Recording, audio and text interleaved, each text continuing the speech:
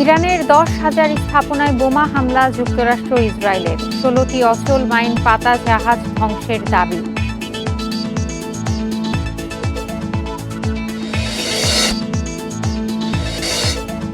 Diesel না পেয়ে সংকটে লাইটার জাহাজ, আমদানি রপ্তানি বাণিজ্যে উদ্বেগ, জাহাজ জটের শঙ্কা।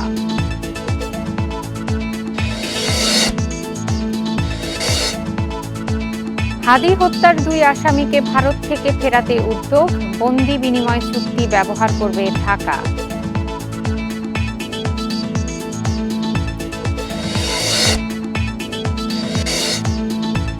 দেশের 56 বিশ্ববিদ্যালয়ে নেই পূর্ণাঙ্গ আর্থিক চিত্র, প্রশ্নের মুখে আর্থিক স্বচ্ছতা ও জবাবদিহিতা।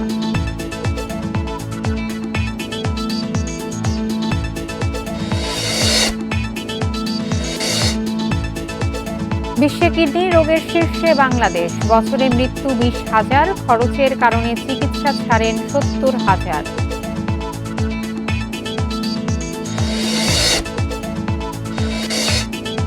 মাদারীপুরে বিরোধের জেরে সেচ পাম্প ভাঙচুর, মেরামতে বাধা, শুকিয়ে গেছে 50 বিঘার বোরো ধান।